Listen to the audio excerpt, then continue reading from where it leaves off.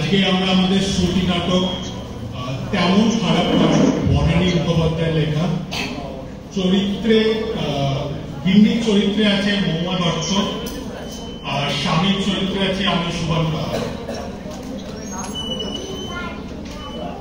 সকালবেলা কর্তা বিছানা ছেড়ে উঠেছে কিন্তু গিন্নি এখনো ওঠেননি। তিনি সমানে হাই তুলছে। হ্যাঁ গো, শুনছো? কি গো, একবার এ ঘরে এসো না। কি হলো? কি সব নাড়াচাড়া করছো? একটু এদিকে এসো না। স্বামী আসেন। এই যে বাড়ির মধ্যে গ্যাঁট হয়ে বসে আছো, একটু সাড়া দিতে পারো না? বলি, বক্তব্যটা কি? কিসের বক্তব্য? হঠাৎ সাত সকালে আদর করে এত ডাকাডাকির কি আছে? বলছি দূর, হাই তুলে সময় নেই, কথা কি বলবে? দাঁড়াও না। আরে চলে যাচ্ছ কেন? এখন আমি বিছানা ছেড়ে উঠলাম না, এর মধ্যে বাবুর রাগের ক্লাস শুরু হয়ে যায়। পারো বটে কি? রাগের ক্লাস আবার কি? ক্লাসই তো, সকাল থেকে তো রাগ দেখানো শুরু হয়। আর ছাত্রী একা আমি। মাস্টার মশাই দেখাচ্ছেন রাগ কত প্রকারের হয়। আরে বাবা, আসল বক্তব্যটা কি? হাই তোলা বন্ধ করে একটু ঝেড়ে কাশো তো। বলছি, তোমার প্রাতঃভ্রমণ শেষ হয়েছে? হয়েছে। কেন? আমার প্রাতঃভ্রমণে তোমার কি দরকার? তুমি তো পথের পথিক নও। আমায় একটা চা করে দেবে গো? আমি চা করে দেব? বাবা, অত অবাক হচ্ছ কেন? তুমি কি চা করতে জানো না? নিজেরটা তো রোজ করে খাও। না করে উপায় কি? আমি কি এমন কপাল করেছি যে ভোরবেলা তুমি আমায় চা করে দেবে? থাক, অত বাক্যবাণের দরকার নেই। কাল অনেক রাত অব্দি সিনেমা দেখেছি তো, তাই ঘুমোতে খুব দেরি হয়ে গেছিল। সিলসিলা জানো, অমিতাভ বচ্চন। ঠিক আছে, তো গত হয়ে অমিতাভ বচ্চন বলতে হবে না। তা রাত ভোর সিনেমা দেখতেই হবে এমন দিব্যি কে দিয়েছে? অমিতাভ বচ্চন। অত প্যাঁচ মারা কথা বলবে না তো। সেই বিয়ের হওয়া থেকে শুনে আসছি ব্যাকা ব্যাকা কথা। যাকে চাটা কি দেবে? দেখছো হাই তুলে তুলে জীবন জেরবার হয়ে যাচ্ছে। যাও না গো, চাটা একটু দাও না গো। বাবা, আল্লাহ যে একবারে মুতলে উঠছে। দাও না গো, যাও না গো, তুমি নিজে নিয়ে খাও না গো। দেখছো না কাগজ করছি। নিদ্রা বন্ধ তো হয়েই গেছে, এবার গাত্রোৎপাটন করো। থাক, আর সংস্কৃতি শেখাতে হবে না। এত কাগজ পড়াই বা কি আছে? শুধু তো মারামারি আর খুনোখুনির কথা। এ ওকে দুষছে, এ ওকে গালাগালি করছে। আর কি আছে কাগজে? রোজ 4টে করে কাগজ পড়ো কিসের জন্য? একটা পড়লেই তো হয়, শুধু শুধু পয়সা নষ্ট।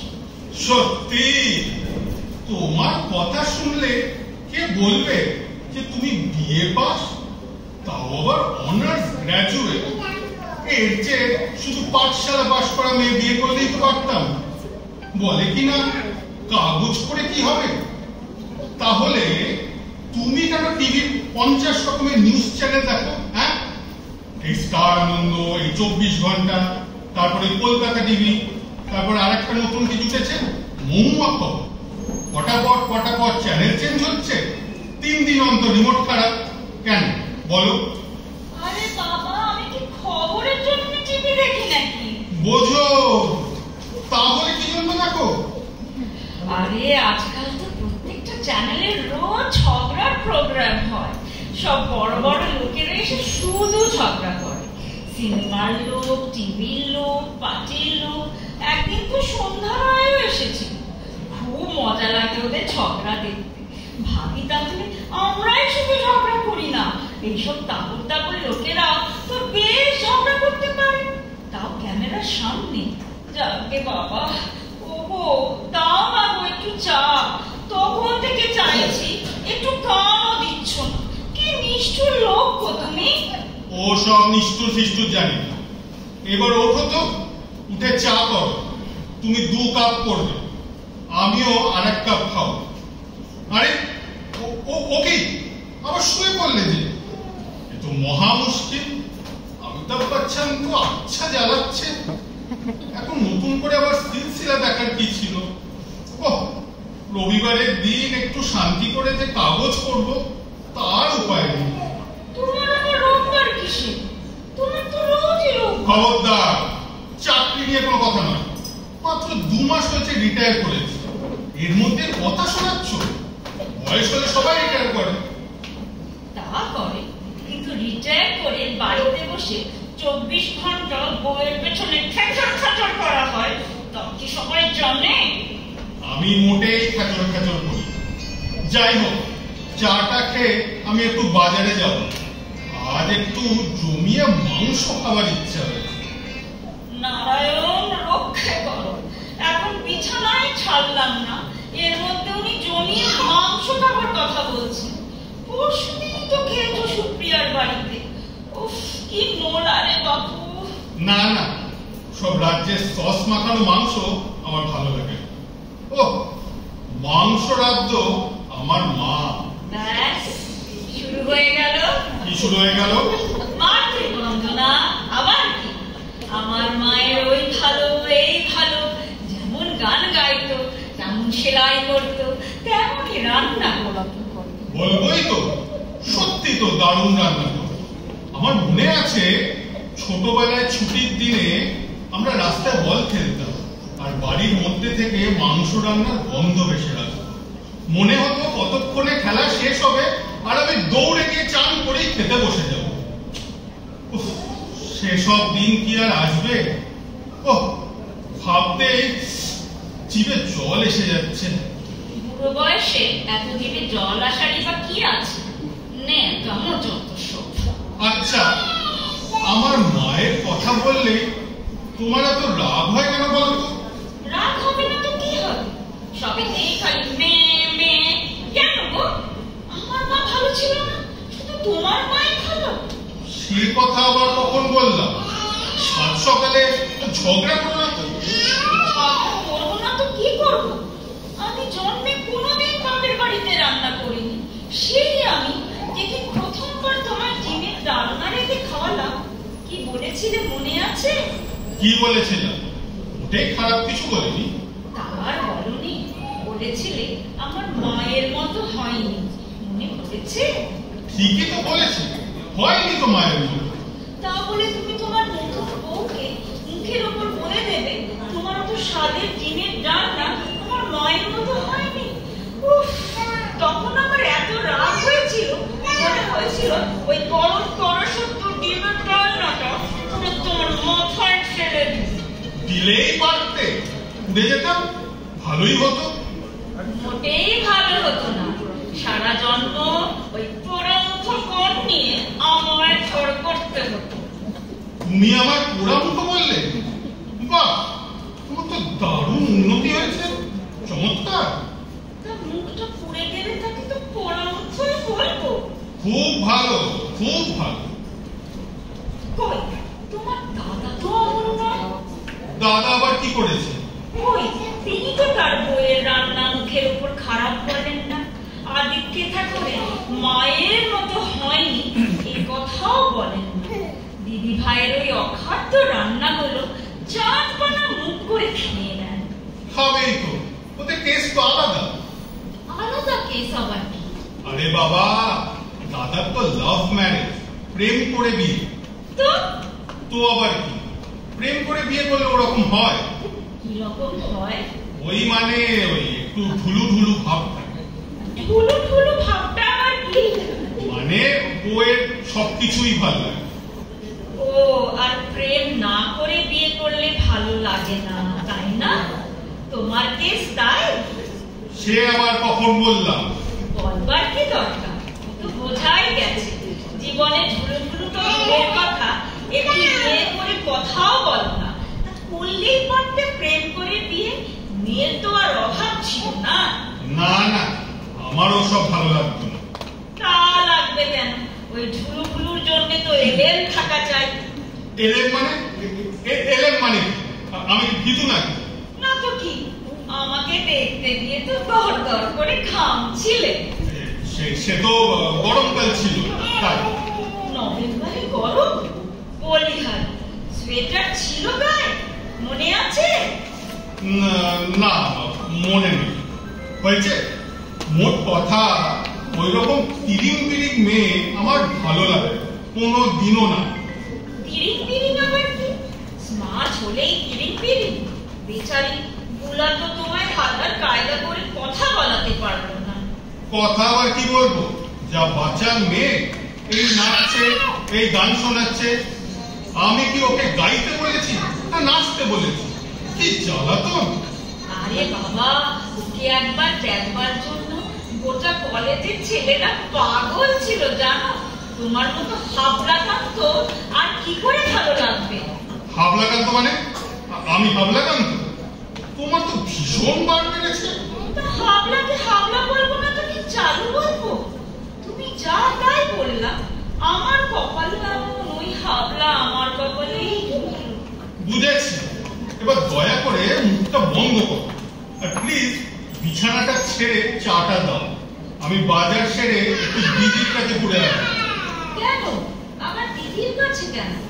ওই মাংস রান্নার রেসিপিটা লিখে আনো। কেন হঠাৎ দিদির রেসিপি? তার মানে আমাকে দিদি দরকার? ও, তুমি এত কথা ঘোরাতে পারো? আরে বাবা, বরবাদ হবে কেন? আজকে একটু মায়ের হাতের রান্নার মতো মাংস খেতে ইচ্ছা করছে তাই। তাহলে শুধু রেসিপি কেন? একেবারে দিদিকে শুদ্ধ নিয়ে এসো, সামনে বসিয়ে ভাইকে খাওয়াবে। এটা কি সোজা কথা না ব্যাকা? নিজেই বুঝে নাও, সোজা কি ব্যাকা। আচ্ছা, সকালবেলা উল্টো পাল্টা বলছো কেন? তুমি বা সকালবেলা তো মা মা দিদি দিদি করছো কেন? মা কি কারুর নেই? শুধু তোমাদেরই না? আমার মা ছিল না? তোমরা ভাই বোনেরা পর্যন্ত মাকে পেয়েছো, আমার মা তো ছিল না। আমার মা তো আমার ছোটবেলাতেই চলে গেছে। আমি মাকে মিস করি না? আমার কষ্ট হয় না মায়ের জন্য? আরে কি কাঁদছো কেন? ঠিক আছে ঠিক আছে, আর কখনো মায়ের কথা বলবো না।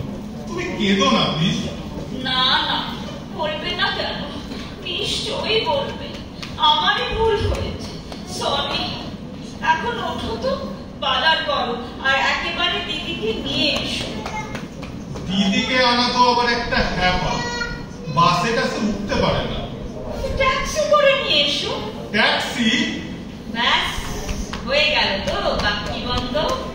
গলা শুকিয়ে গেছে, জল দেবো? ওহ ধন্যে বাবা, এত কিপ্টে মানুষ হয়? মোটেও আমি কিপ্টে নই।